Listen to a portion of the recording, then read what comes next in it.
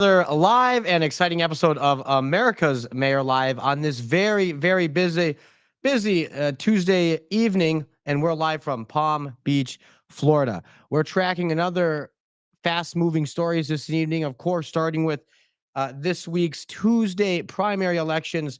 The main focus this evening, all eyes on the Buckeye State. That's right, the great state of Ohio. In the Republican Senate primary, we have a three-way race which includes Bernie Moreno, who has the support of President Trump, Vivek Ramaswamy, and a number of other individuals.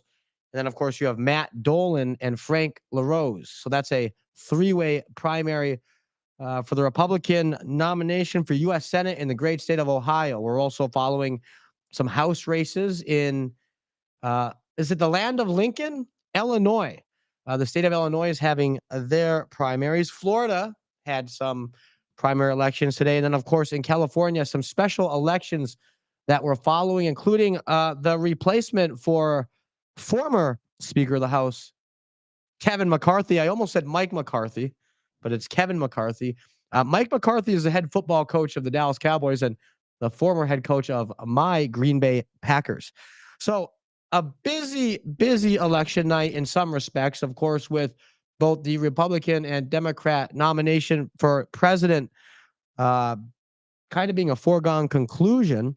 Some of these down ballot races are what we're following. So we'll give you some live updates. Again, the race we're closely watching tonight comes from the Buckeye State, and that is a U.S. Senate race. We're also following a number of other top stories, and one story I wanted to share with you. Oh, by the way, the mayor, he'll be here in just a few minutes. That's what you call a tease, right? He'll be here in just a few minutes. I kind of feel like, is it Mr. Stein? I feel like the gentleman, when you listen to the great Rush Limbaugh, right? And some days, noon, whenever it is that you'd catch the show, I'd often catch it later in the evening, and you'd put it on, and on come that British accent, Mr. Stein. So you knew you weren't going to get Rush. And this is no offense to Mr. I believe his name was it Mark Stein or some of the fill-in hosts for Rush Limbaugh. No offense to them; these were good people, right? But it certainly wasn't Rush Limbaugh. So I kind of feel like that. But I have good news. The mayor will be here in, I'd say, under 10 minutes. He had a very important meeting this evening, and I'm sure he'll share with you some of the details as he sees fit. But the top story, something I really wanted to talk about and get your opinions on, and join the comment section, join the chat, and let us know. I'll be reading and listening live about this.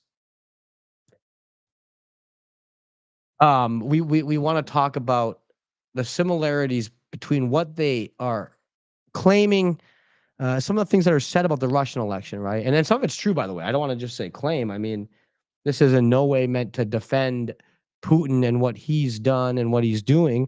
And clearly there's unfairness and corruption in Russia with their elections. But I just wanted to get your thoughts on the West's coverage of this, right? And the Western media's, not just the Western media, a lot of countries in the EU and the West came out, rightfully so, condemning what were likely unfair elections in Russia. Yet they remain silent.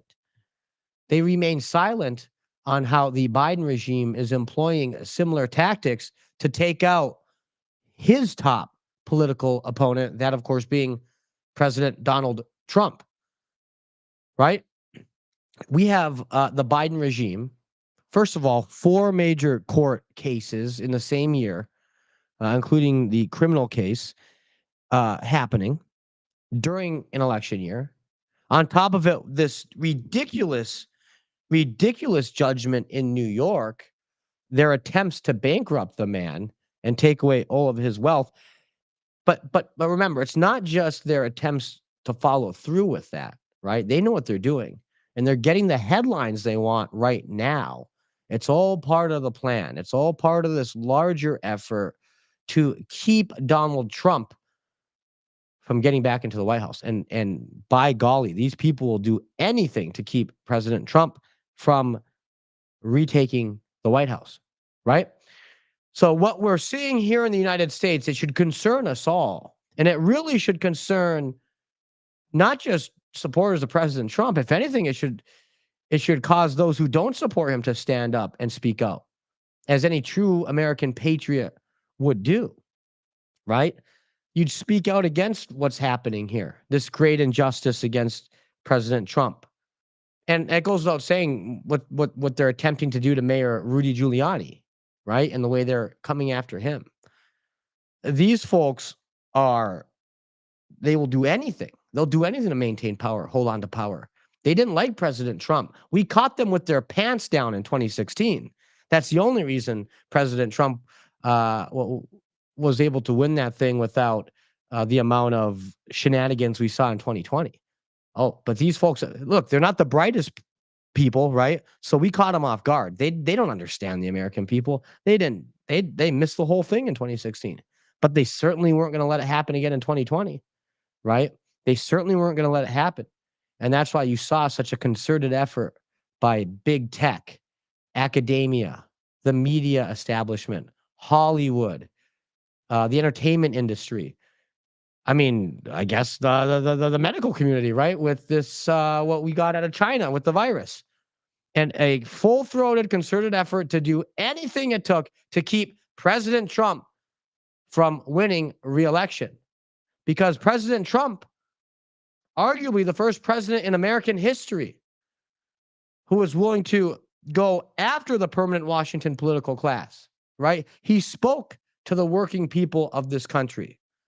Look, good paying jobs kept leaving the heartland, right? Our once great cities and places like Michigan were hollowed out and became shells of their former selves. And, Democrats blame Republicans, Republicans blame Democrats, but the good paying jobs kept leaving, right? And here comes along President Trump. By the way, he's been talking about these issues, these economic issues, whether it's the tariffs, the issues with China. He's been talking about them for decades. But he came down that golden escalator in June 2015.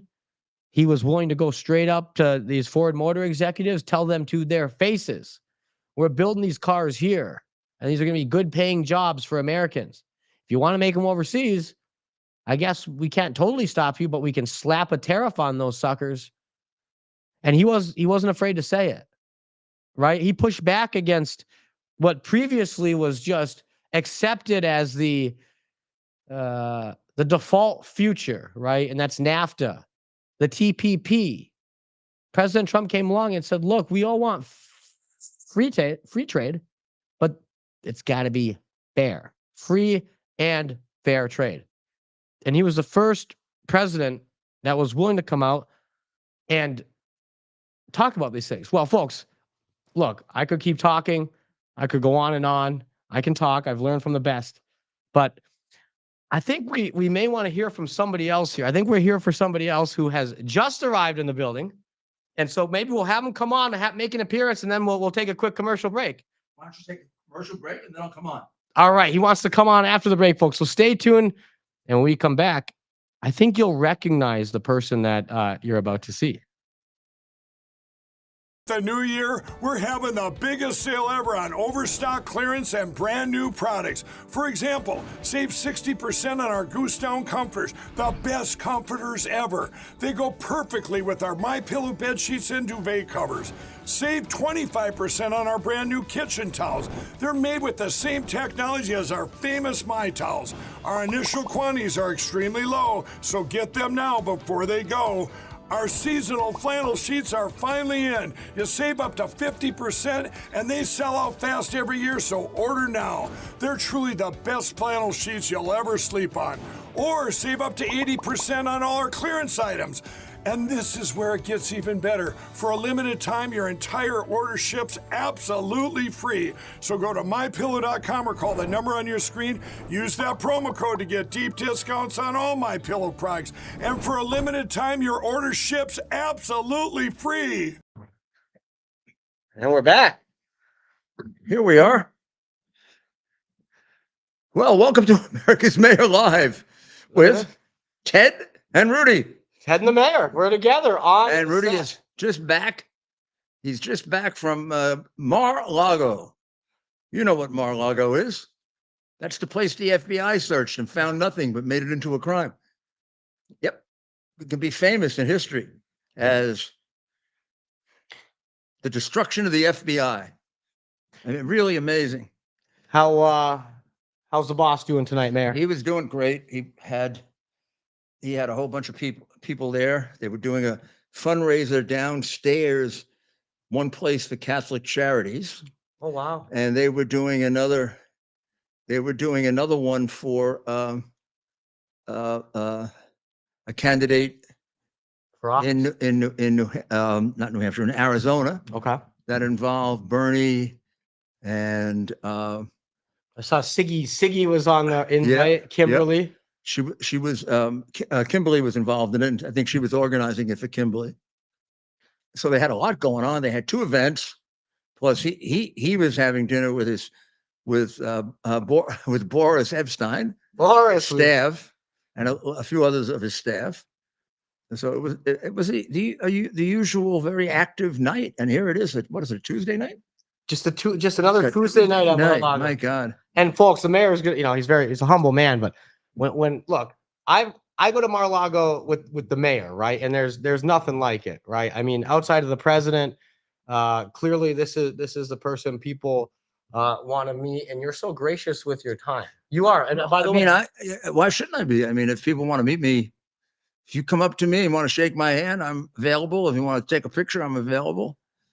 I don't see why I shouldn't be. It's a compliment that somebody. I don't understand these people who get annoyed. Oh, I'm really annoying if people want to come up to me. Oh, great! You should be happy that people want to come up to you. You should be really upset when they don't. Like nobody wants to come up to Biden. He has a. Remember in 2020, they'd have the circles. Oh my goodness! And he was the only one in the circle. You couldn't make that up. There were 3 people. Yeah. That's right. Even his wife wouldn't come. He'd have like 2 members of the press. Yeah. It'd be him. Yeah. And it's just, meanwhile, President Trump was filling football stadiums. President Trump. But Biden got the most votes in the history of the country. Right? Yeah. No, so who all those stupid people are.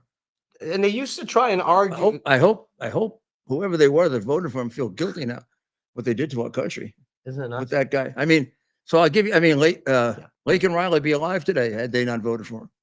Just think about that. All those 13 people in Afghanistan would be alive today if they hadn't voted for him. Who knows how many people in Ukraine would be alive today. There was an article today in one of the papers that points out that Putin, but they don't come to the conclusion. They said, for some reason, Putin invaded Georgia, and then he invaded in 14, and then he invaded again now. They don't point out that there was a period of time he didn't invade, and that's when Trump was president. Invaded under Bush, invaded under Prince Obama, invaded under Biden, never invaded under Trump. So you tell me he would have done it under Trump. Of course he wouldn't. Those people would be alive. So the point that I was trying to make back then in 2020 was, this is a life and death decision. It's not a joke. It is funny to laugh at him, I guess, when he falls or thinks he saw Franklin Roosevelt 4 years after he was dead. Or it's not so funny when he makes decisions like pulls out the troops before the civilians and gets all the civilians killed, or gives away an air base 400 miles from China. That's not so funny. That's actually more like treason.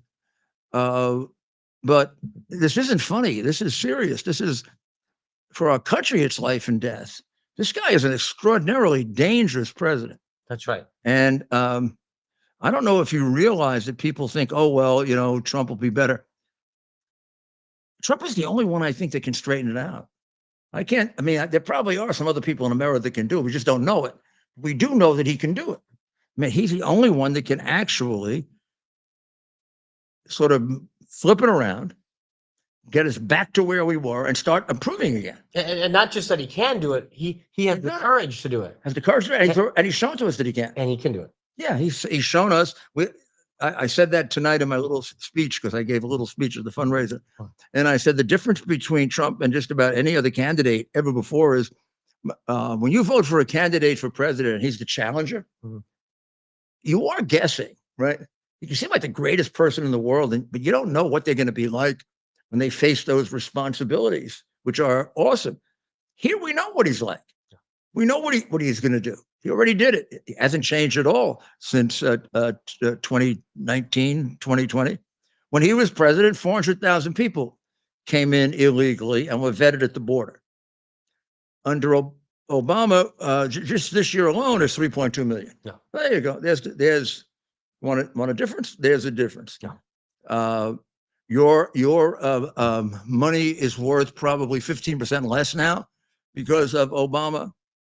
Depending on where you are in the country and what you're buying, you're probably spending somewhere between 15 and 20% more, maybe 25 and 30% more, depending on where you are in the country.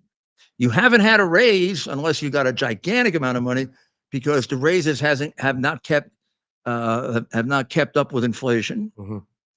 And worst of all, Trump left Biden with a world at peace, and Biden's going to give back to him a world that's involved in 2 wars, either of which could ignite into a major war, if not a world war.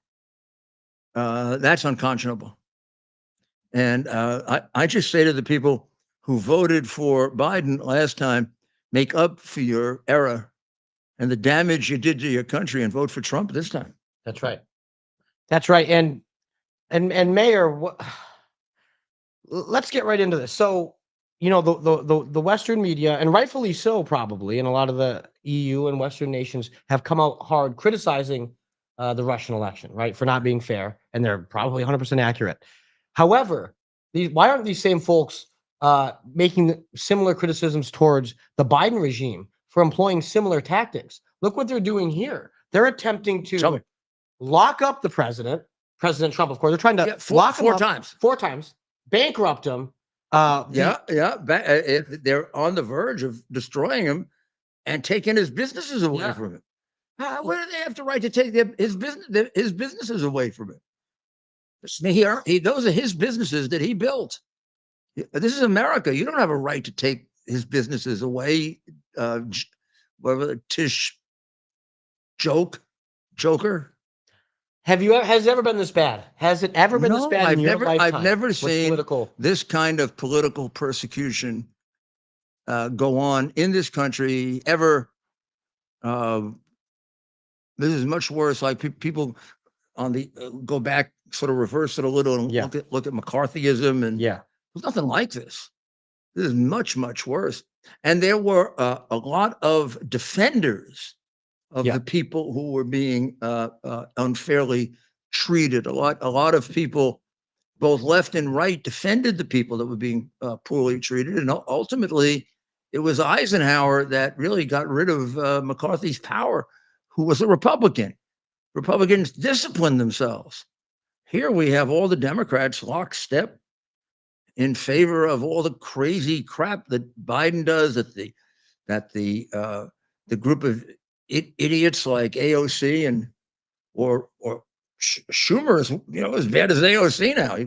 He wants, just on the verge of winning, he wants Israel to stop. Oh my goodness! So we can keep Hamas alive, so they can regroup and 5 years come back and kill and rape another 1,000 Jewish people. And he's Jewish. Even if he wasn't Jewish, it'd be absolutely ridiculous position. And then to say we should have a Palestinian state. Palestinians are terrorists. Why should we have a terrorist state? There's nothing that they've done in the last 20 to 30 years that proves to us that they can run a responsible regime that doesn't support Islamic terrorism. That's right. And by the way, who shot RFK back in 1968? That was an Islamic terrorist. That was an Islamic terrorist? Were they Palestinian? I don't know if he was a Palestinian I'm going to or go not. back to that to confirm this. But I don't remember if he was a Palestinian. Isn't that interesting? Syrian. Yeah. We're talking about. Yeah. And so I'll have to do my read. We obviously don't want to get that wrong, but it made me think back to even the 1960s, right? And I mean, that was the era of some very, very, very high profile assassinations, of course. And We're looking this up right now. Who is Sirhan Sirhan? Palestinian. He's from Palestine. British Palestinian mandate. man He was born in Jerusalem. British mandate for Palestine. So he was born in Palestine before. He was actually born the same year I was born. He was born in 1944, and so he was born about 4 years before the establishment of the state of Israel in what was then known as the Palestinian part of Jerusalem. It'd be sort of like what they now call the West Bank. Yeah. But that area. The point being, and one man's actions. The point is, they've been terrorists for a very, very long time, including I think they were involved in killing the king of Jordan. They've killed numerous Egyptians. There's a reason Egypt won't take them in, because they really come from the Muslim Brotherhood. And the Muslim Brotherhood are the biggest enemies of the Egyptian government and want to overthrow the Egyptian government and establish a Islamic religious government there.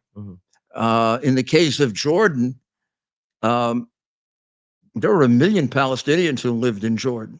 And the Palestinians didn't live in one place. So there were Palestinians in Jerusalem, like this guy. There were Palestinians in other parts of Israel, but there were as many Palestinians in Jordan and Egypt. And what happened when Israel started, they were all against it. And they basically all got rid of their Palestinians and stuck them in Israel. And then didn't want to take them back. Even now, this whole dispute over Rafah, which is at the southern end of Gaza, Rafah backs up to the Egyptian border. And once they get to Rafah, there's no place to go because the Egyptians will not have a wall you can't go over. So the Israelis have them cornered, and can eliminate a good deal of Hamas, which diminishes their ability to kill Jewish people. I can't imagine why you would oppose that. Also, it diminishes their ability to kill Americans, as we see. They love to kill Americans. That's right. And Sirhan is a hero in Palestine for killing Robert Kennedy.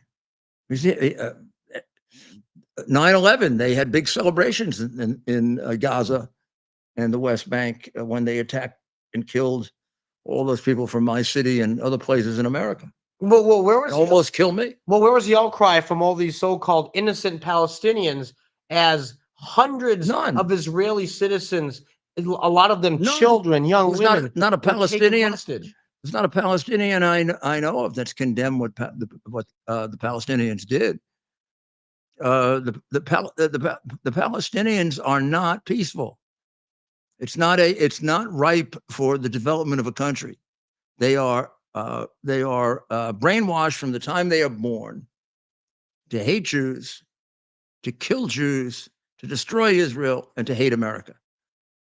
That's right in their textbooks. Now, you want to really get angry? The textbooks are supplied by UNRWA, which is the United Nations Relief Agency, which we now under Biden support. And they hand out textbooks basically urging that we be killed. And Biden is paying for that. Trump, who has a brain, stopped those payments. That's one of the things that he restored. Yeah, as he did lifting the sanctions on Iran, so that Iran, which was suffering mightily economically when he came into office, Iran now has the money to make war. And they got it from us, including a big infusion of cash from Barack Hussein Obama. And there's a lot of evidence that Iran was responsible for killing American soldiers throughout maybe both conflicts, but certainly. But after he got that money, after Iran got that money, they sure as hell did kill Americans under Soleimani's direction. So, I mean, to say that money assisted them in killing us, money coming from the American president in cash, is not far from right bullseye. So, Mayor, are you confident that we're going to have a fair election this time around? No, I'm unconfident we're going to have a fair election. I think that we're going to have to be very vigilant, and we have to raise every complaint that we see, and we've got to. I mean, they're trying to make it so that you can't surveil the drop boxes. First of all, drop boxes are ridiculous for an election. We got boxes on the street picking up votes, like votes are trash. I mean, we don't even treat a vote like it's important. We're going to let illegals vote. You know, in my city, the city council voted to allow illegals to vote in city elections. Of course, you know, their disregard for the Constitution is amazing. The New York Constitution says one of the qualifications to vote, you have to be a citizen of the United States. I guess the New York City Council doesn't think a Constitution applies to them, nor does the mayor, because Adam signed it. And they're going to let non-citizens vote. I think their argument is, well, they can vote in New York City, but it says it's a vote in New York State. As far as I know, New York City is still part of New York State. Finally, why would you want non-citizens to vote? Why?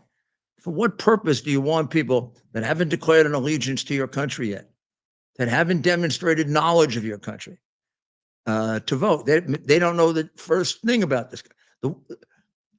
Democracy is a very dangerous form of government because it rests on people being educated, intelligent, and balanced. Wow. And if they're not, profound. If the idiots take over that can be brainwashed. Remember, Hitler was elected, Stalin was elected. Look, Mayor. Muhammad went out in the desert and convinced all, after the educated Arabs threw him out, the uneducated Arabs accepted him and came back and killed thousands and thousands of people. Wow. And that's and sorry, but that's history and the truth. You will learn if you watch this show that we will tell you the truth. That's right. Well, and look, when we get our confidential channel working correctly, we'll do an analysis of the Quran, and it'll take your poop off. Wow. And that brings up a good point, right? Going through COVID, Mayor, seeing how President Trump has been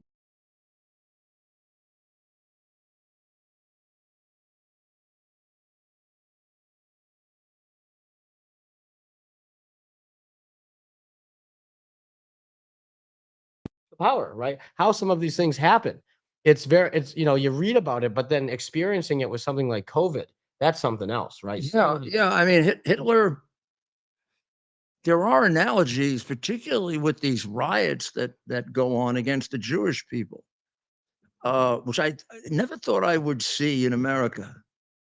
I really was naive about that. I don't know when, but there was a point at which, even with Jewish friends who agreed with me, who were as naive as I was, that we're really past that kind of anti-Semitism in America. I know when it was. It was back around 2003, 04, when President Bush appointed me as chairman of our delegation to the European Conference on Anti-Semitism. And it was at a period of time, it was held really because of a large number of anti-Semitic incidents that were going on in France, particularly churches, synagogues rather, were being attacked. And so I went with a group that he named by Republicans and Democrats. I was the chairman of it, which I appreciate to this day. And I remember, and some of the delegation was Jewish, and I remember thinking that, well, gosh, we're beyond this kind of thing now. And you see the hatred of these people for Jewish people. Well, where the hell does that come from? And at Harvard, Columbia, Cornell. These are supposed to be, some of the best educational institutions in the world. Well, they can't be if their students are so misled. They can't be. They have to be failing as educational institutions, not just moral education, just history. There's no historical reason to be anti-Jewish unless you're a fool. I mean, the Jewish people's contribution to history has been among the greatest. And if you have a respect for history, you would have a great respect for the Jewish people. Put religion aside, just what they accomplished, bringing us the 10 Commandments, bringing us a monotheistic religion, bringing us so much of the structure and morality and humanity. That's right. And so, you know, so what would you say to folks that are really, you hear the word evil sometimes. You hear people saying we're going through such dark times, right? It's almost become spiritual to some folks, Mayor. What words of comfort can you offer in what appear to really be truly some dark times in this country? I mean, you have to reach into yourself, and you've got to find God. You got to find your connection to God, and then don't be afraid to publicly pronounce it. I'm not talking about religion right now, although I think religion could help, and I think it's declined greatly. But really, religion helps in that it gives you a connection to God. So if you can do it yourself by recognizing that there's a supreme being, that you're not the be all and end all of knowledge, that your knowledge is limited. It's limited to the here and now, and not endless. The universe that God created is endless, and you're just not going to understand all of it. And that's why you have to submit your will to God. And once you do that, morality comes back. Then lives become important rather than, I'm thinking about when the New York State legislature applauded when they passed the late-term abortion bill. Here they had accomplished the great feat of being able to kill 6, 7, 8, and 9-month fetuses, and they applauded for it. Now, I think that's barbarian to have abortion at that late a stage. But even if somehow you think it's necessary, you can't see it as a happy event. You got to realize you're killing a human being. I mean, that you take the child out at 8 months. It's a child. It's got a brain. It's gonna live. It's gonna live to old age if you let it. And you're killing it.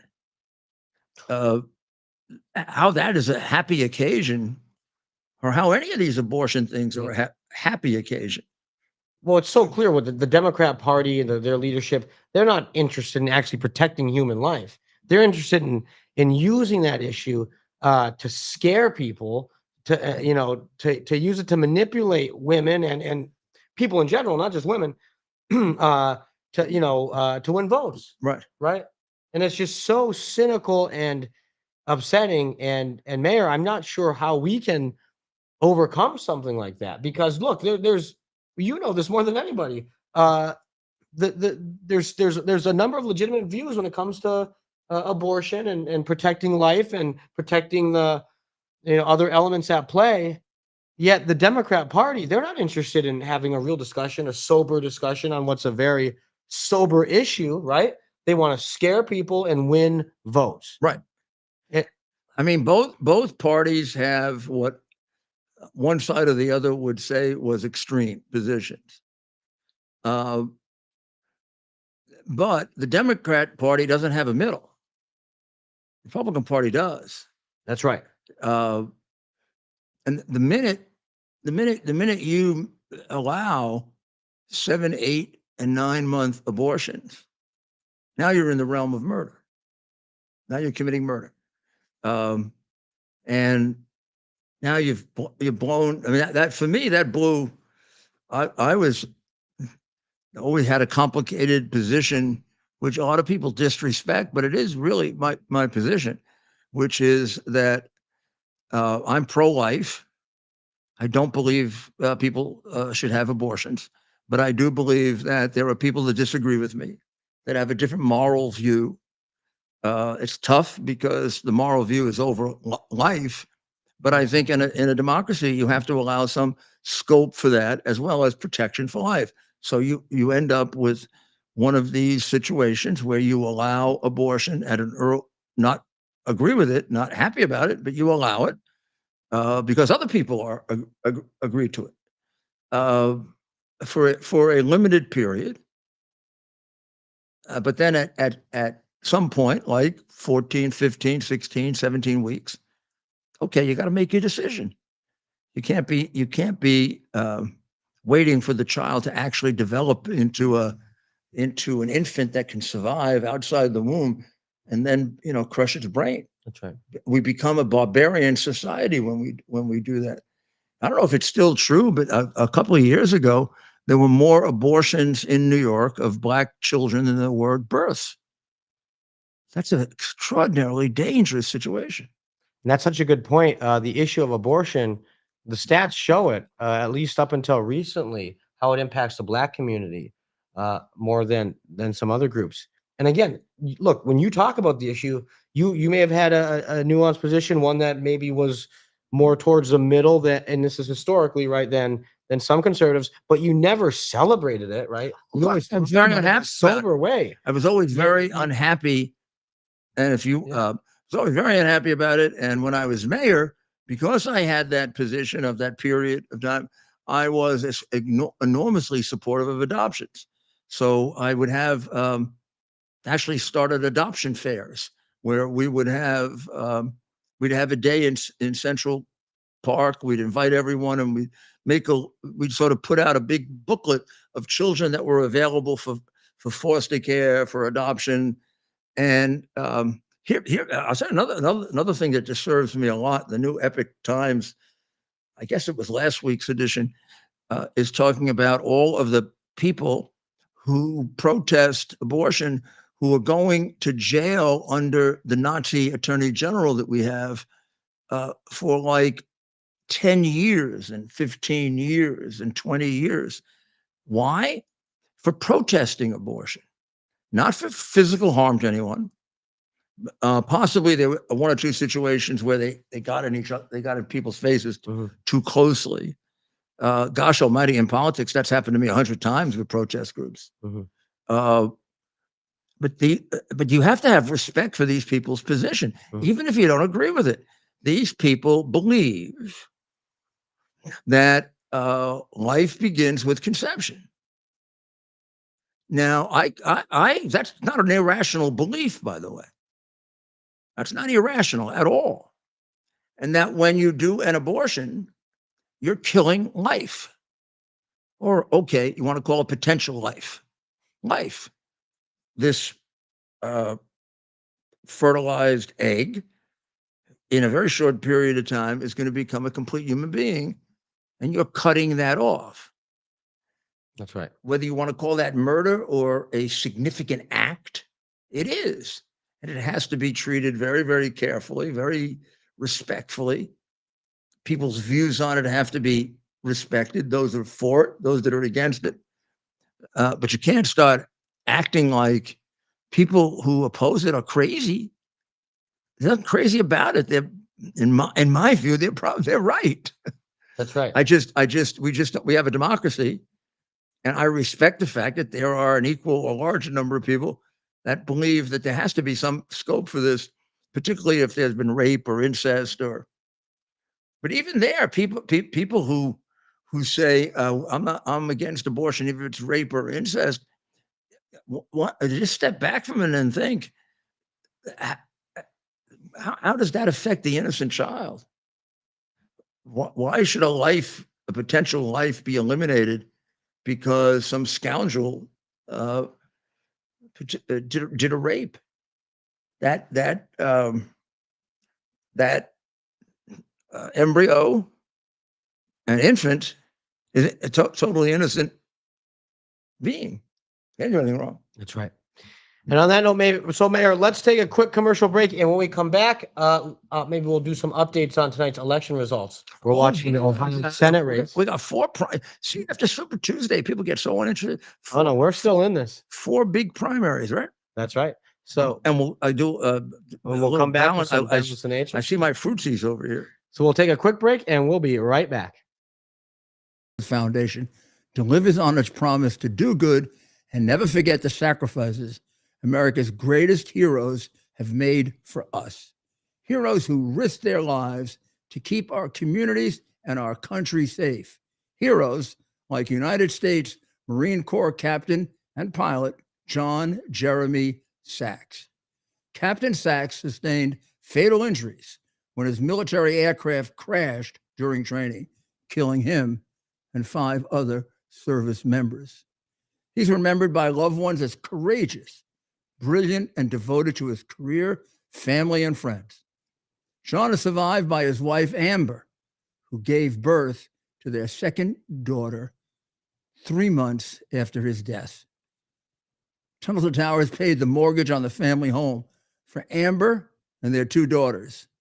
The foundation has helped over 1,000 military and first responder families navigate the worst of times by removing the burden of a mortgage payment. Our nation's heroes and their families need your help now more than ever. Donate $11 a month to Tunnel to Towers at T2T.org. T2T.org. That's T, the number 2T.org. T2T.org. Please donate now. And welcome back to America's Mayor Live with America's Mayor, Rudy Giuliani. And you know what time it is? Time for Balance of Nature. So many nutrients that you find in your favorite fruits and vegetables are packed right into that pill there.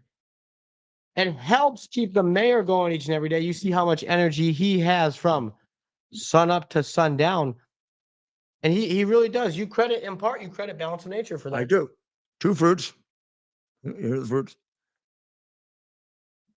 Show you these bottles. These are nice bottles too. Good packaging. It makes 2 fruits. 2 veggies. How do they get them? Go to balanceofnature.com. Be sure to use that promo code Rudy. That's RUDY for 35% off. My goodness. 35% off. See, and I'm telling you, most people feel results. I mean, I've known people that felt results in 2 days, but you got to give it. It's like, let's say 2 to 3 weeks, maybe 4, depends on the person. Some people, working out. It's like I find that people are very different with regard to medicine. Some people need more than others.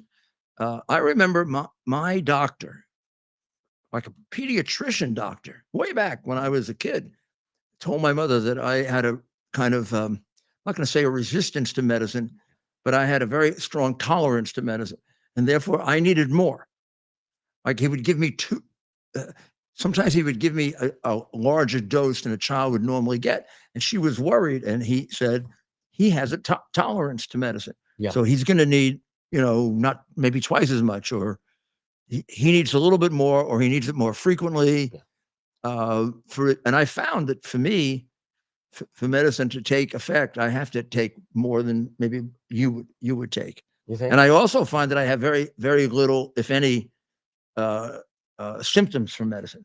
It doesn't affect me. Well, that's a plus. So get your Balance of Nature. So Mayor, some big races tonight.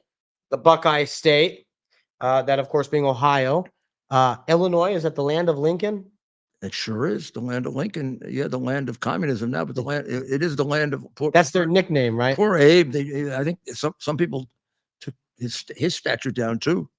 Imagine taking down the great emancipator statue. That's insane. Of course, shouldn't there be a statue built to the white men who died freeing the slaves? Wouldn't that be nice? To deal with this sort of white hatred of blacks. That's quite a bit of hatred that you give up your life in order to free someone of another race. Not that they shouldn't have done it, but, and I wouldn't even You're make bringing up a good point. I wouldn't even make the point if they didn't make the point that we were a bunch of racists, which I find totally dishonorable. I find it un-American. I find it unpatriotic, and I find it completely stupid and ignorant because it belies so many facts about us. Yeah, we had slavery, but no, we didn't invent it. You know what we invented? Having a war to free the slaves, because nobody else did it. I don't think any other country fought. Oh my goodness, you're bringing up to free the slaves. So why not be proud of our country? Why not go to Gettysburg and look at the graves of those people there and say, my goodness, they gave up their life. You know, they gave up 50 years of life so that men and women of another race could be free. And believe me, don't get into the idea. Well, there were other reasons for it. There were, Nikki, but there were the main reason was slavery. Just go look at the Declaration of secession, which first reason, slavery. Look at the Emancipation Proclamation, which Lincoln did 3 years into the war in order to increase the morale, because people were afraid they weren't fighting for it. There was a popular movement that okay, if we're going to lose our lives, let's lose our lives for a cause, freeing the slaves. My goodness, and these are white people we're talking about, the evil white people. What an amazing point you bring up, because that's what these, I don't even know what to call them, but that's the big lie. One of the big lies in our nation's history, right? They have these new woke they're really anti-American. Oh, sure. Anti-American. They can't do anything right. Yeah, they painted this picture as if slavery first popped up on the scene in the 1800s in the West by white people. Jews were slaves, right? Jews were the slaves. Jews were slaves a number of times, actually, but of course, the most famous was to the Egyptians at the time of the Passover. And as you mentioned, they ignore the fact that it was, whether it's whites, Northerners, it was America that fought a war, that shed blood. This nearly destroyed our very country, but we did it because we, as a nation, a majority of us decided slavery was wrong. Could have lost that war. I mean, when you think of the first 2 years of it and Lincoln's terrible problems with his generals, he couldn't find a general that could win a battle. I remember Lincoln obviously was a funny guy. I think all great leaders have a sense of humor, but to say right here, to say, Mr. President, Grant may have won that battle, but he's a drunk. He said he is. Yeah. I tell you what, get me about 10 more drunks, because my generals are for shit. And I don't know if he said for shit, but my generals stink. Maybe I need some more drunks. That's he said another line, something about his generals were better with a fork and knife than anything else. Yeah, right? Yeah, but and I don't even know if Grant really was a drunk, because people go around saying that I'm a drunk. Right. Yeah. Drunk. This is what he drinks. It's so totally ridiculous. I don't know. Sometimes they say things about you that are partially true and exaggerated. Yeah. But I don't know where this comes from. That I'm an alcoholic. I know the nasty people who started making up the rumor, but it's so totally ridiculous, and I just go along with it and say I should be in the Guinness Book of Records because I'm the only lifetime drunk that put the mafia away, put Nazis to death, battled the FARC, battled Islamic terrorism, helped to take New York and the nation through 9/11, reduced crime more than any mayor in the history of the country. The list goes on. And by the way, we've just scratched the surface on what you've accomplished. Imagine if I wasn't a drunk. Yeah. Well, that's the thing. Again, Mayor, it's just the tactics that that it's almost like throwing spaghetti at the wall, seeing what sticks. I mean, this is really water. Yeah, right, exactly. That's really water, and that's really a Diet Coke. Can of Diet Coke. And so, look, if anything, we drink too much Diet Coke. If somebody wants to get on our case, Maybe we shouldn't be drinking so much Too Diet Coke. many chemical. I do not recommend this. But it sure is good. So we're rolling right along here. So, Mayor, the Ohio Senate primary. Okay, let's take a look. This was a race. What's the Trump primary look like? So the Trump primary. Why is Nikki Haley on the ballot? Why is she on the ballot? Right. Look at that. Look at that. Yeah. Well, Trump has all 79 delegates. He's wiping her out, of course. What is Biden doing? Yeah, Biden's doing the same thing. So here's the Senate race. So we're following Bernie Moreno is ahead. Senate race. Is that has he been declared the winner? He has been declared the winner. That's Bernie Moreno, a friend of the show, and someone who the president endorsed, with 31% of the vote reporting. This is the Ohio. Is that a win? You don't need a 50% to win that.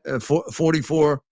That's right. It's majority. So it's Moreno 44%, Dolan 35%, and LaRose 21%. Well, I mean, it was a good spread of Republican voters.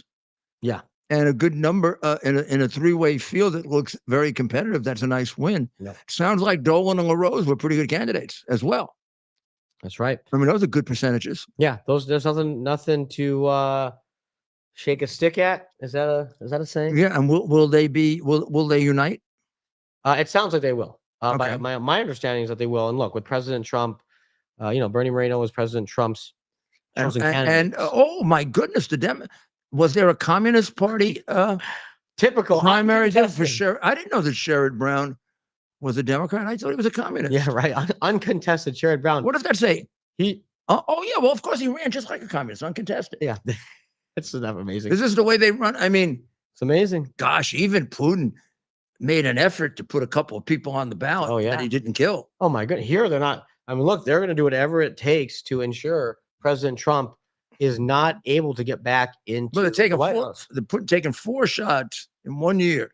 That's unheard of. You're a prosecutor. It's ridiculous to get prosecuted 4 times in 1 year in major felony cases. Your lawyer can't possibly prepare all 4 cases. I mean, you're deliberately depriving the person of due process by doing that. But we know. Look, they really must think we're stupid. They really think that we don't know that they're doing that, not because he's guilty of anything, but that this way they will block him from being president.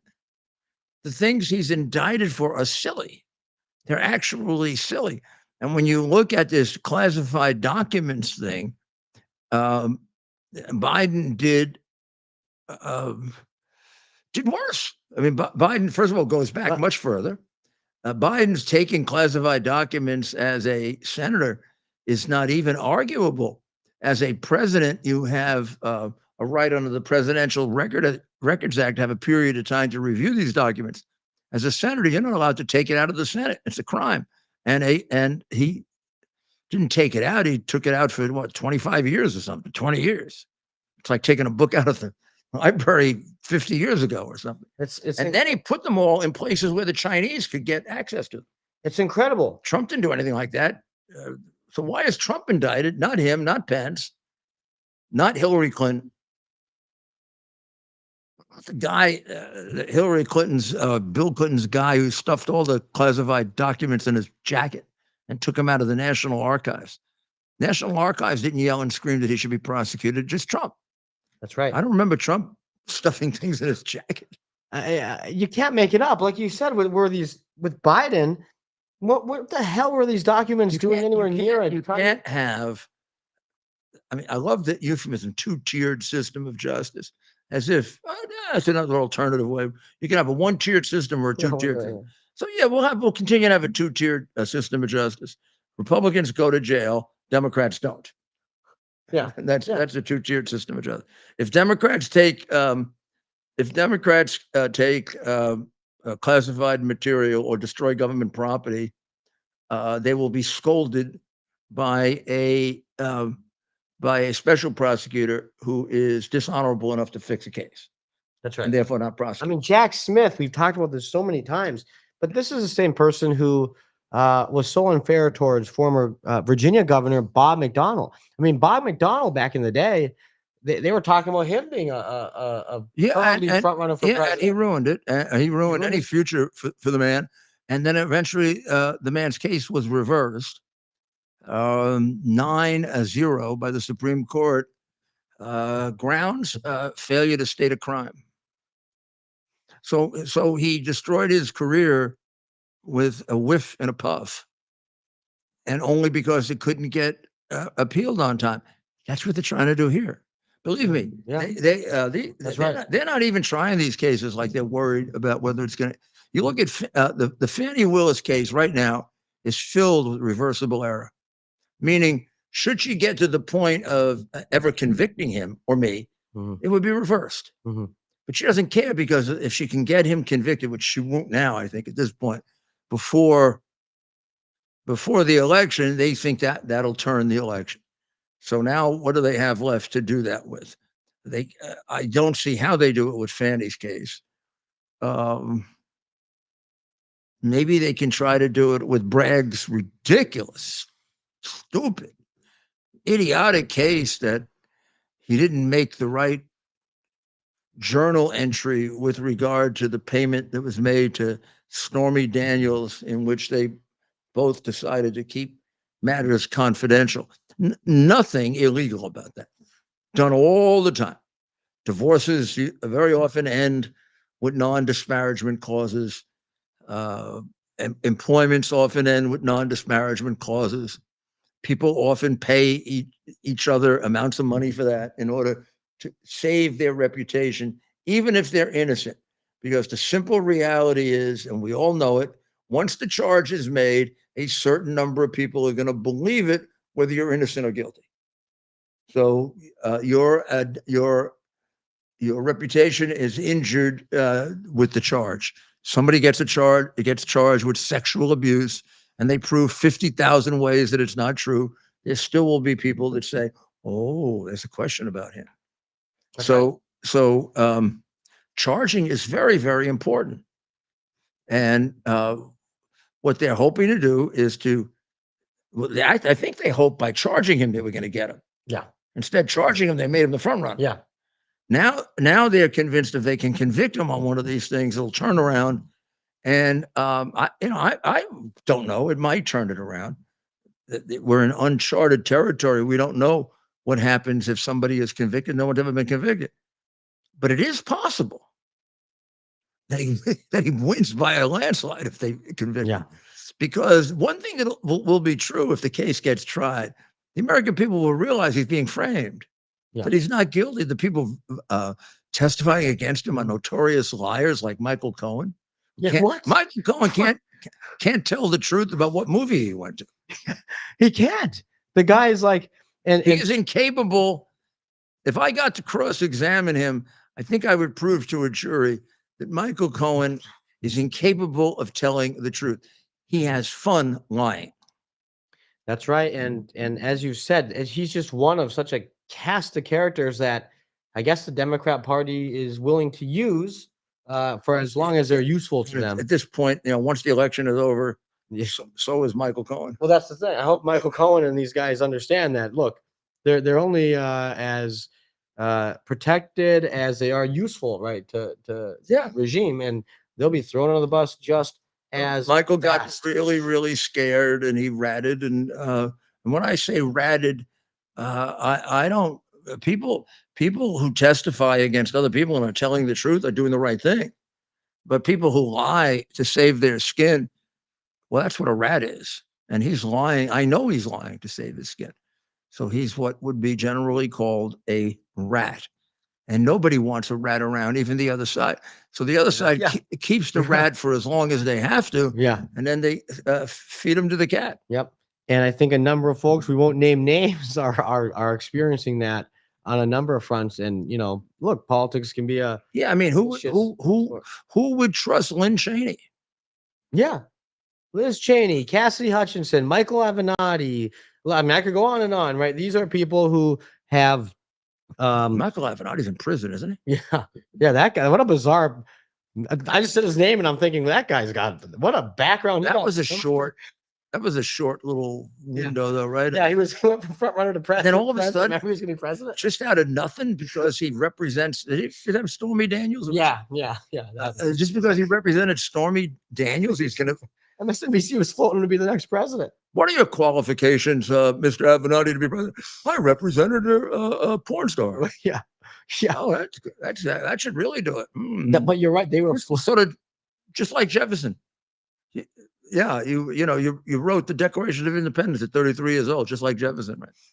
Or you wrote the Constitution of Virginia at 27 years old, just like Jefferson. Jefferson was 33? Yeah, 33 when he wrote the Declaration. Don't tell me that. As a 30, he was 27 when he wrote the Constitution. I'm 22. Of Virginia, I'm 32. and considered putting in it emancipation of all slaves, and was told that if he did it, he would have no future. And he made a choice that he'd be better off having a future and fighting for building in emancipation in a way that it could actually realistically happen.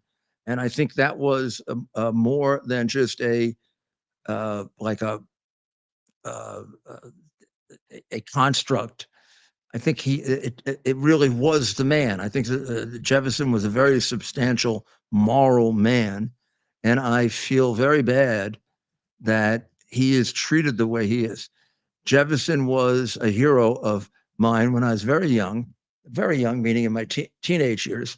And I just became so interested in him that I read the entire Dumas Malone 5-volume biography of his. Wow. Which is still the best biography of his.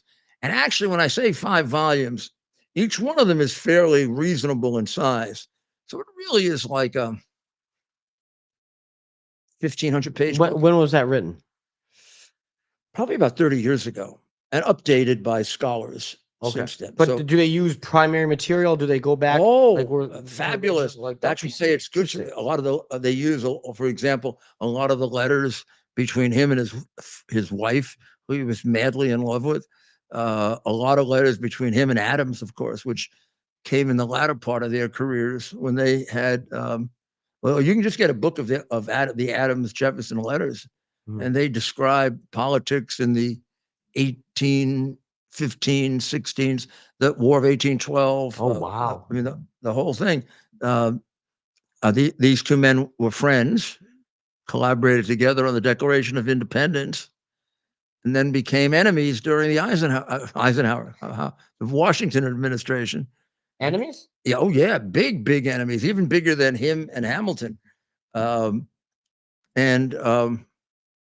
Didn't talk to each other for about 12 years. And Abigail Adams put them back together again, because Abigail Adams realized her husband was a brilliant man, and maybe he could be regarded as an intellectual snob. He used to get bored, spending time with dumb people. So the only one that could really challenge him was Jefferson. So she put them back together. And Adams actually wrote about 3 times more letters than Jefferson. Really? Yeah. And they're all good. I mean, and Adams had intellect that was quite, maybe not as varied as Jefferson. It was also an inventor, a musician. So we have a lot of these original letters. A farmer. Jefferson. Yeah. I mean, Jefferson built a pulley for his house when nobody knew what it was, where you could bring things up and down to save energy. Save the energy of the slaves. He built this thing like this. Yeah. He designed the University of Virginia, designed the capital of Virginia. He was an architect. Wow. John F. Kennedy said early on in his career, in one of his great quotations, when his cabinet assembled, and his cabinet, of course, being first Democratic administration in 8 years, was fawned over by the press as usual. And it was described as, the greatest cabinet ever. JFK? Yeah, the most brilliant minds ever. McNamara? Yeah, I mean, a little, yeah. Rostow, I don't, oh my goodness. Good. I mean, it was really very good, very strong people. But Vietnam? There have been cabinets that have been equal or better, but still a good cabinet. But they were described as, I've forgotten what the term was, but like the president's like a cabinet of geniuses. Yeah. And he began his first cabinet meeting by saying, I think this is, there've never been more brains in this room, except maybe when Jefferson sat here all alone. That's good. Yeah. That's real good. You know, something he may have been right. Yeah. And I'm not demeaning them. Oh, you're just I mean, Jefferson. Jefferson was a. It's amazing how here we are, you know, that many years ago, and we had these extraordinarily brilliant people. Franklin is another one. Yeah. I mean, but Franklin was known as an inventor. People don't realize what the things Jefferson invented. And you have to go to his house at Monticello, and you'll see a lot of We should do the this. things that he invented. I think like even certain kinds of microscopes and He invented. yeah, he was into everything. He was into everything. He just had an intellectual curiosity that was soaring. Who was our last outside of President Trump? We're not going to include him in this.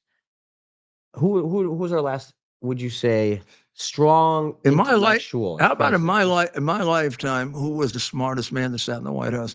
So my lifetime begins with when Trump's not a part of this. With Trump, we'll take Trump out. With Truman, the single biggest intellect there. You started with Truman? No. You started with FDR. Right? Yeah, but it was after he died. No, couldn't be. I started with FDR. But he's not the well. No, FDR, I think failed the bar exam the first time. Truman was next. Truman was always considered too dumb to be president, but I don't think that's true. He was a very well read historian. Can I guess? Can I make a guess? But I don't I'll think let you go first. I don't think I would put that in that category. Nixon? Yeah, I'd say that maybe that's right. Maybe Nixon was actually just purely the brightest guy. Now, you base that on his books, which are excellent. A lot of his interviews. I've been watching a lot of interviews of him post-presidency. Or even the credit given to him by Kissinger, who got a lot of the credit for being the brains of the operation, but said that I was at least matched by the president. I don't think Kissinger was capable of ever saying exceeded. But I knew Henry. You did? Well, you had some very good.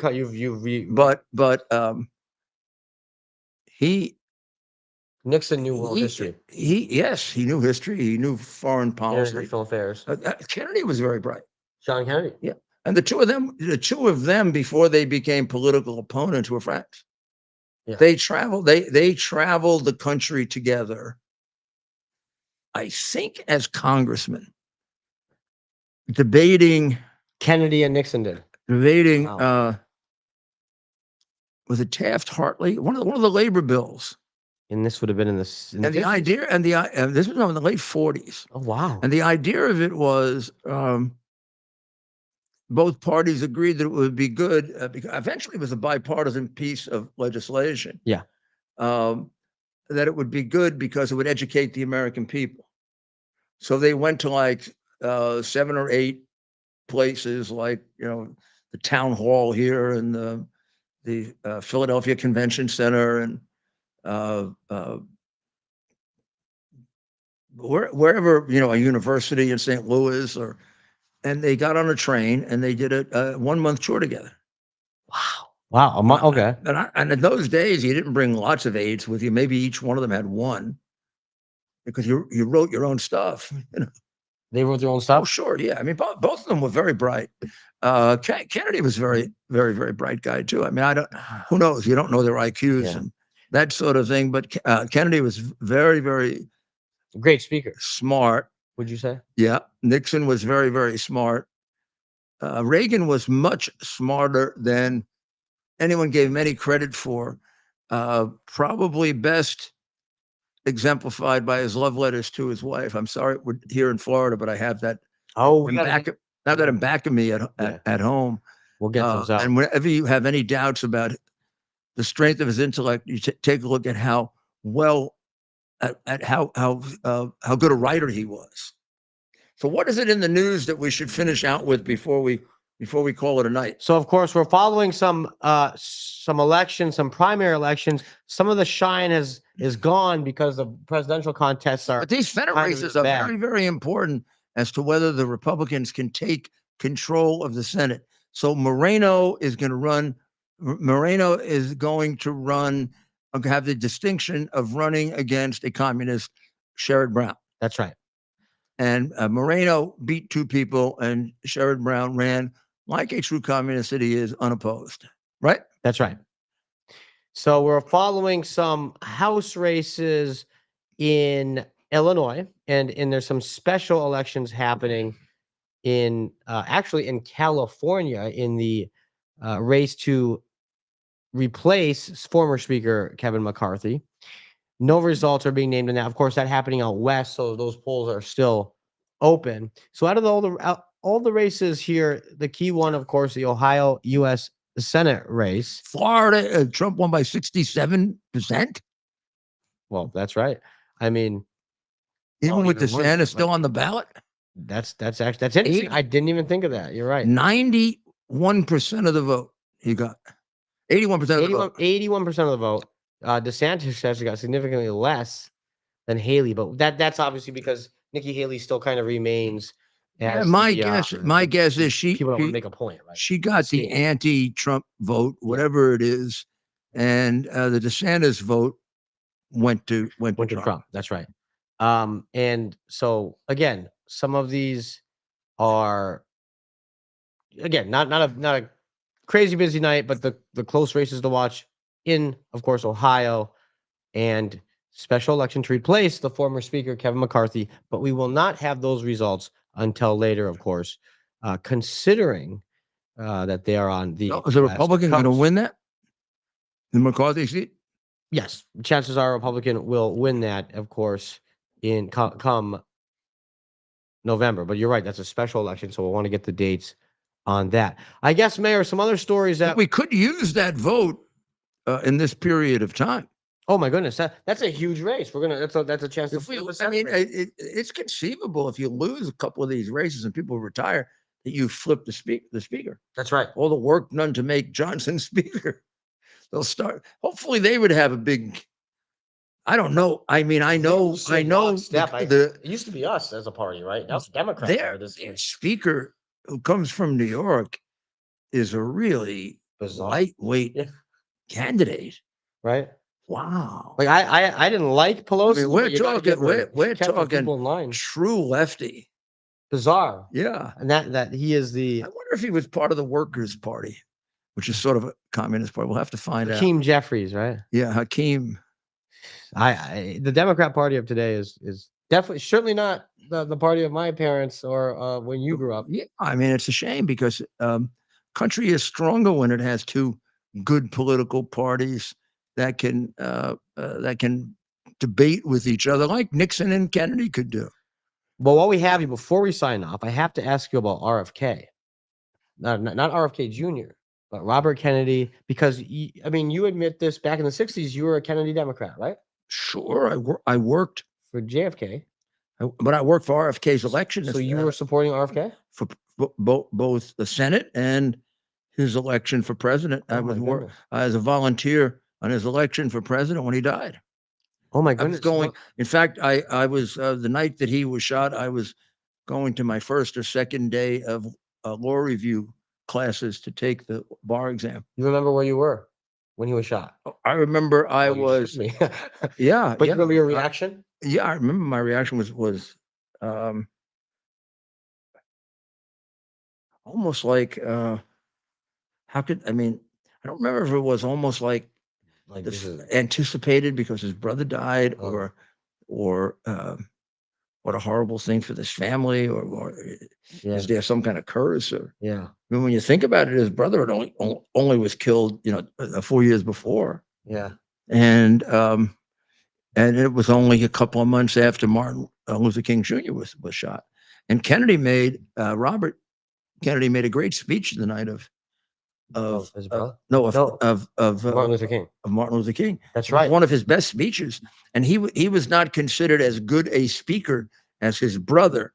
But that he gave a speech equal to his brother that night, and was starting to emerge as a really, really powerful candidate. Still unknown whether he would have gotten the nomination. Hubert Humphrey had more delegates. Hubert Humphrey had the heart of the party because Johnson gave it to him, and Johnson hated Kennedy. But Kennedy had the people, but had run out of primaries. And he won that primary, of course. He won the California primary, and he won it, I think, pretty big. So the thinking was that with that wind at his back, the party, which was not as rigid then in their rules, they could change their votes more after a primary, that the momentum from California might get him the nomination because he would have been a better candidate. Now, was Nixon leading in the polls at the time? I mean, Nixon won that election. But at that time, when RFK announced, LBJ had not yet declared he wasn't running again, right? LBJ was still in the race, I think. I'll have to check that. Yes, check that. yes. LBJ, and then there was it McCarthy or Humphreys? McCarthy. The reason LBJ dropped out is that McCarthy didn't win, but McCarthy ran very, very strong in New Hampshire. That alone, like 44-40, something like that. Or 35-30, or because there were a lot of candidates in the race. But McCarthy almost beat him. That caused Johnson to jump. Yeah, and Johnson, I think, was depressed. Really? I think Johnson was beaten, well, because of the Vietnam War.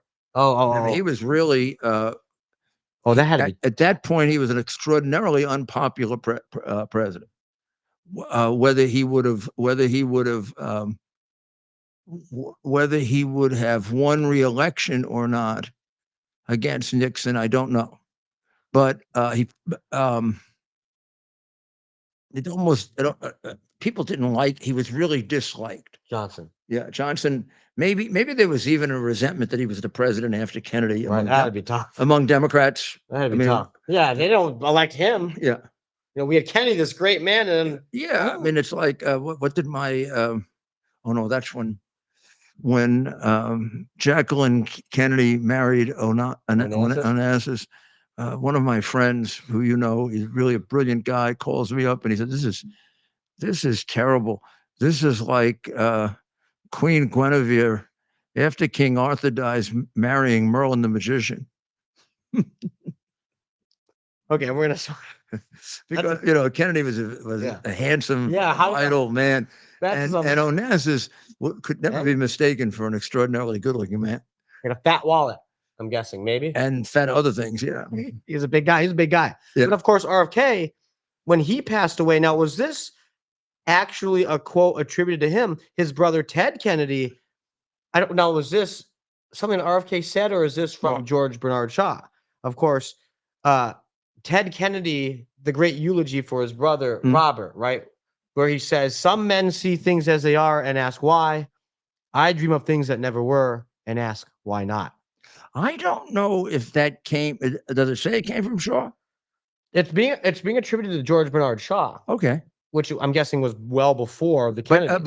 But he's, but Ted Kennedy is known for saying that line. No, but Ted was saying that line, but that was something that Robert Kennedy said about himself. Yes. But it originated with. But did he? Yeah. I would have to go back and see, but I would imagine Robert Kennedy attributed that to, in other words, he said, as Bernard Shaw said, that he would have done it that way, not the Biden way. Biden plagiarized Robert F. Kennedy, not the other way around. Was Ted Kennedy back in the 60s and 70s? Was he considered? I mean, he ended up thinking about running for president, of course. Was he considered the same level as his brothers? No, but immediately upon the death of Bobby, immediately he became a presidential sort of hope. Okay. But then Chappaquiddick happened rather quickly. He probably would have been the nominee in 72 when for Nixon's reelection. They put up Humphreys. Not So it was the senator who was in the Air Force. He was really left wing. McGovern, Democrat. McGovern was a terrible candidate, and Nixon just walloped him. Could Nixon have lost if it was a better candidate, or was he pretty popular going into? I mean, by then the war was. Nixon was never really popular. Nixon was respected. Okay, interesting. I would say the country was pretty happy in 72. Okay, so they weren't angry at their president. Okay, this is before Watergate. Yeah. But it isn't before we recognized Watergate. Yeah. Watergate happened before the 72 election. It happened during the 72. That's right. So he A very large measure, a stupid thing, because why the heck did the Republicans have to go steal material to beat George McGovern when, Howdy Doody could have beaten George McGovern? Yeah. Because he was such a bad candidate. Yeah. And the Democrats have beaten Goldwater very badly in 60 and 64, the year that, and what they had going for them was the death of JFK, and a candidate that the press had made extreme right wing, who wasn't. Oh, that's right. They turned him into McGovern. Rockefeller didn't help. Rockefeller didn't help. Rockefeller didn't support him. Rockefeller, even after he became the candidate, never really supported him, which helped to isolate him. Convention, he gave that famous. Yeah, which helped isolate him even more to the right. But McGovern really was he was probably, up to that point, the most far left candidate that they had, because now they had become, because of Vietnam, kind of anti-war, anti-military. And even though Watergate kept them alive, the Democratic Party started to die with Carter. Okay. Started it, and Clinton revived it for himself, but an amoral, immoral man that didn't bring any dignity to the office of, in fact, embarrassed the office of the presidency, right? Yeah. And then Obama, of course, people can have different views on, but my view was until Dodo came along, he was the worst president we ever had. Oh yeah. It seemed to me like he hated our country. The minute he becomes president, he goes and apologizes for us all over the country. His wife becomes happy with America for the first time, which is a terrible slap in the face to think of the racial divisions. I mean, since I once said I didn't think that Prince Obama loved America, because I never heard him say it. And I was used to every president during their speeches, whether it was a Republican or a Democrat, talking about how much they loved America. I never remember Obama talking about the good things about us, ever. Right. And the damage that's done. I don't think he believed that there were good things about us. I think he borrowed from his father this colonialist image of the United States and just carried it forward. And I think that Biden is carrying it to an extreme. Now there are reports that Biden is jealous of. I saw that of Obama. I didn't catch exactly what is he jealous of. I mean, he is better looking, and he has a brain. Those are things he could be jealous of. He knows who he is. Yeah, Obama knows who he is. Question: does he really know he's Joe Biden anymore? I mean, a couple of times when he was running a couple of years ago, he thought he was running for the Senate. Remember? Well, I'm just sitting here thinking, can you imagine if I was sitting? He may think he's a senator. He might. Imagine him having this discussion about presidential politics and history. Like, can you imagine if I was sitting here trying to talk to him about the presidency and the 1960s and the 70s? I mean, we covered back Jefferson and Adams, and we talked about Lincoln, and we hit the 60s, the 70s. Birds. My best friend Harry. His best pals, all those Southern segregation. That was a wonderful Cyclops. What a Cyclops he was. Oh yeah. He used to tell me stories about when he was the Cyclops. They used to hang black. The last cycle before we go. Black people. Oh, I have to get up now. I'm sorry. Which way? Which direction? Well, we can't. Well, President Trump says there's two mayors. Where's the bathroom? So of course the media, if you did that, no need. Claim. No need for the bathroom. Oh, hold your nose. Pope. We have a lot of. Who was Pope? How did I got to ask you this? Being from Michigan, I hope the Pope can't smell. Yeah. That happened. Enough people. I don't know if it's true, but you look at the expression on the Pope's face.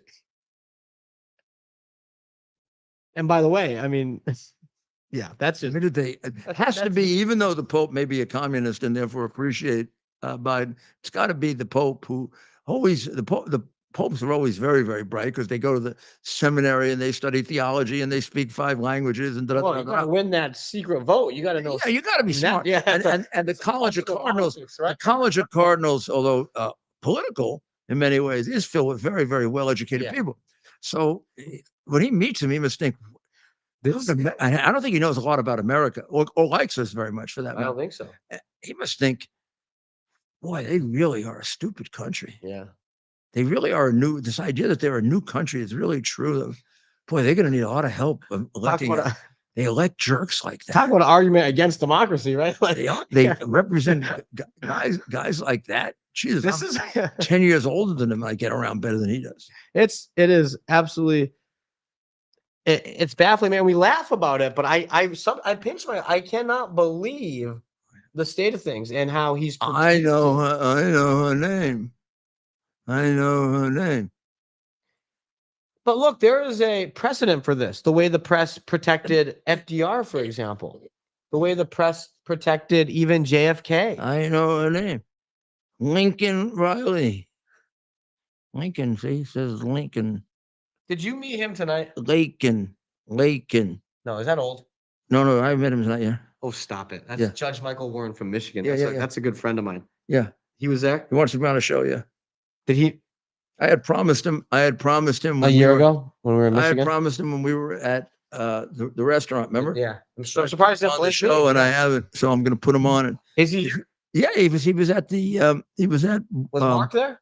Yeah, Mark was there, and he was at the fundraiser for the congressman. Well, we'll follow up with that after the show. Well, Mayor, I mean, one more question I have to ask you. I mean, this has turned into a little history lesson on politics. Putting me through.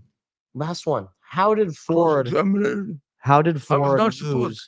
to Carter? I was not supposed to take any questions tonight. They told me. Let me see. This is him playing another person, but the media tomorrow will. I was supposed to call just on Robert. That was it, just Robert over here. Robert, but I called on 3 people. Oh, I hope Jill doesn't hit me tonight. Oh, it hurts so much when she hits me. I don't. It hurts in my head when I get hit because I don't have any brains there. It's all hollow. You don't know what it's like to have a hollow brain. I certainly don't. I hope to never. It's just Hunter hasn't sent me the money for the week. Apparently, he hasn't. 10% for the big guy. Hunter hasn't collected anything. But it's hard. Okay, so he's clearly not calling the shots. We still have money coming in from China. Oh yeah. Oh, trust me. With the way we're treating China, it certainly someone's getting paid. Someone's getting paid for that. Is Mr. Z still putting money in our offshore bank account? I mean, through that intermediary, there's a businessman, a Chinese businessman, and my goodness. So we could go on and on. Okay, what did you want to ask? I really want to do a whole Broadway show on Biden. We could do a one-man. What do they call those? I'd want to do a 2-man show because I want to be interviewed. Okay, I would be the interviewer. You could be the interviewer, and I'll be Biden. Okay, I'll walk around. We're gonna practice this, and we'll come practicing the walk.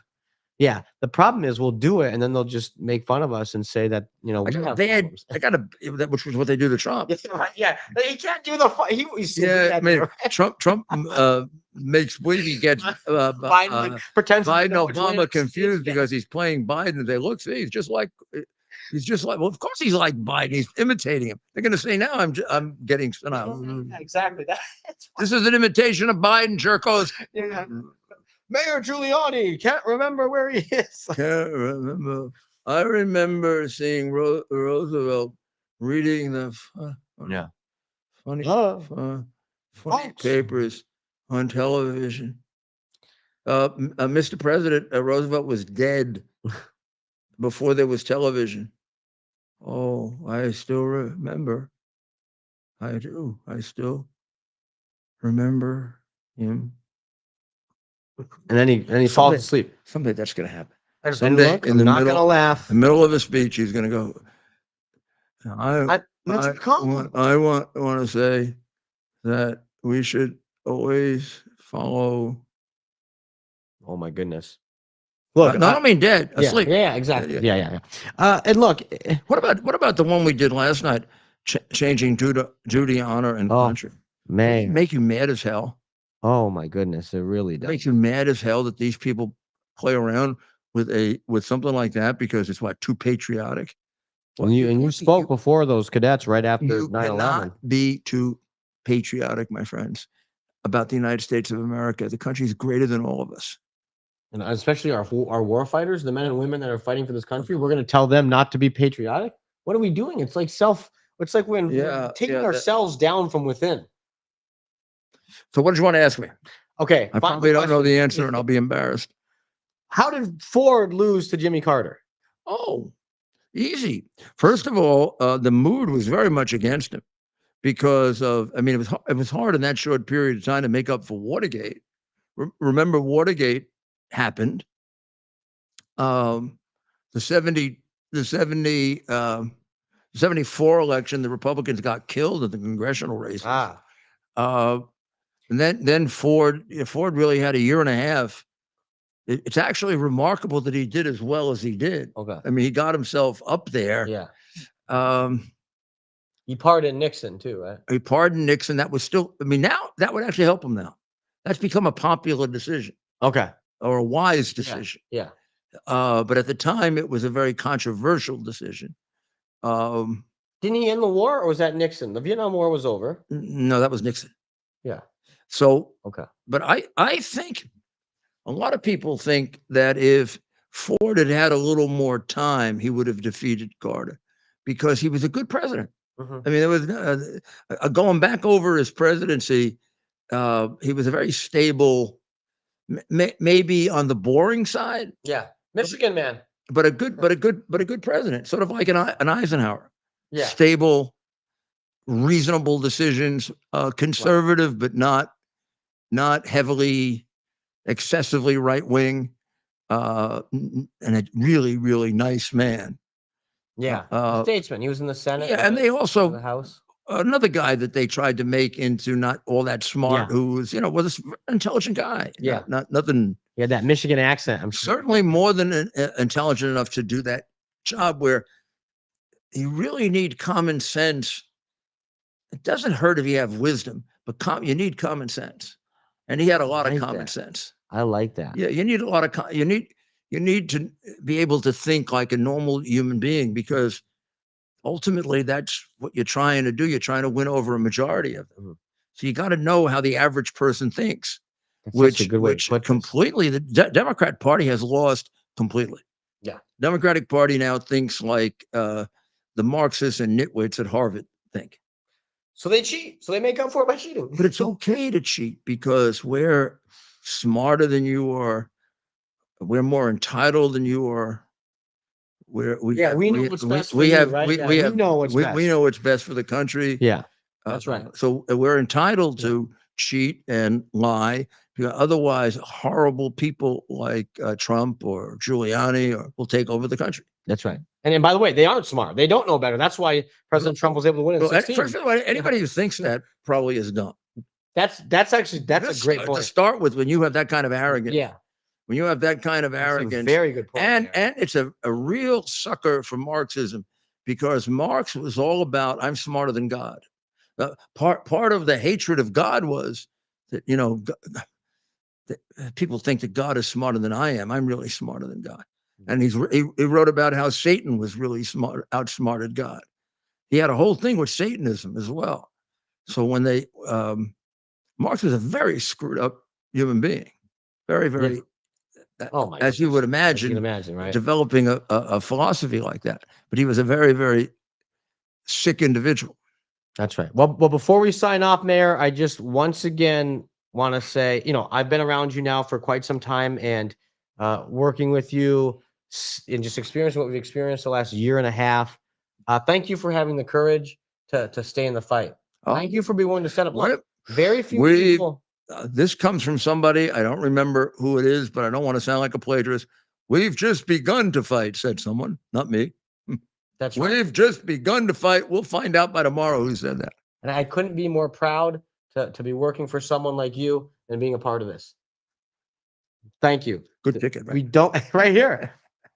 We don't have enough people with courage. Oh, thank you. There's other people that are smart, but they don't have the courage you do. Well, let's get past this election, and we'll have plenty of people with courage in Washington. And thank you to all of you for joining us tonight and for being a part of America's Mayor. Thank you very much, and don't forget tomorrow, WABCRadio.com at 3 and here at 8. We'll be back here at 8, and we'll have a really good show. We're gonna make up tomorrow night. We're gonna make up for the fact that you're missing. stuck with me for the first 10 minutes. No, I felt like, you know, when you turn on Rush. Would you please send in saying that Ted did a really good job. Now when you do that, I'm gonna know you did it because the mayor asked you to. But I felt like Rush Limbaugh when you tune into Rush Limbaugh, right? And every once in a while there'd be a guest host, Mr. Stein or someone. Yeah. By the way, good people. I'm not knocking them, but you know, you turn on Rush, you'd be ready for your hour of Rush, and then someone else's voice would come on, right? Yeah, that used to happen at the Opera House a lot with Luciano Pavarotti. Really? Pavarotti would always get he would get like stage fright, believe it or not. Even as a great tenor, the greatest tenor in the world, it always was a struggle. Wow. To get him out there. And Volpe, who was the general manager, finally got tired of coming out and making excuses for him. Either he was too sick, and people would buy the tickets for him. Yeah. And they were expensive. Yeah. Or very often he wanted Volpe to say that he was sick because if he made a mistake with his voice, he'd have an excuse. Yeah. Like Maestro Pavarotti wants to beg your indulgence because he has a cold. He didn't have a cold. I mean, or he'd hold a handkerchief, maybe if he was sniffling. So someone else would. If he was doing a difficult role, he was a perfectionist. Okay. So he never wanted to make him. So he was constantly doing this kind of crap. Yeah. And Volpe finally said, "I'm never going out there. You got to do it yourself. You don't want to show up? We'll put the curtain up, and you just don't show up. We'll do the opera without you. We'll just eliminate that part. You go out there and tell them you got a cold. You go out and tell them you're not going to show up. You go out." Well, finally, Pavarotti got him back good. He had his last performance at the Met, which was Puccini's Tosca, and he invited all his friends. Oh, God, for months he was inviting people. He invited me personally. Oh, wow. At a dinner that I was at and got me tickets right in the middle. And they all show up, all these people who loved Luciano Pavarotti. Yeah. He didn't show up. He was sick that night. And a gentleman named Lasitra made his debut and was terrific. And unfortunately, a few years ago, as a very young man, he died. Oh. But he actually, the guy who sang the part in Tosca was almost made up for the fact that Pavarotti wasn't there because he gave us another really great tenor who lived only sang for about 7 or 8 years. And then I don't remember what he died of. It must have been cancer or something. Oh my goodness. Well, I don't want to have that ending, but there's some hope for me, you're saying. There's some hope. Right. So Trump dominates again with unbelievable numbers. Yeah. It looks like in Ohio, we have a chance to take a communist out. That's right. Bernie Moreno's a great candidate, a great guy. I worked with him last cycle. Good. He's a stand-up guy. Good. Well, we'll look forward to helping him. And we'll have him on. We'll have him on the show. Good. Don't forget, pray for Israel and the people of Israel. Pray for the people of the United States that they make wise decisions. And God bless America. To bring to bear the principle of common sense and rational discussion to the issues of our day. America was created at a time of great turmoil, tremendous disagreements, anger, hatred. There was a book written in 1776 that guided much of the discipline of thinking that brought to us the discovery of our freedoms, of our God-given freedoms.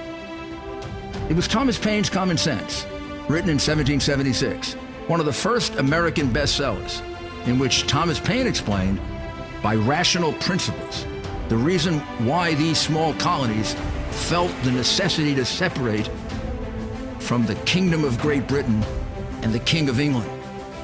He explained their inherent desire for liberty, for freedom, freedom of religion, freedom of speech, the ability to select the people who govern them. And he explained it in ways that were understandable to all the people, not just the elite. Because the desire for freedom is universal. The desire for freedom adheres in the human mind, and it is part of the human soul. This is exactly the time we should consult our history. Look at what we've done in the past and see if we can't use it to help us now. We understand that our founders created the greatest country in the history of the world, the greatest democracy, the freest country, a country that has taken more people out of poverty than any country ever. All of us are so fortunate to be Americans. But a great deal of the reason for America's constant ability to self-improve is because we're able to reason, we're able to talk, we're able to analyze. We are able to apply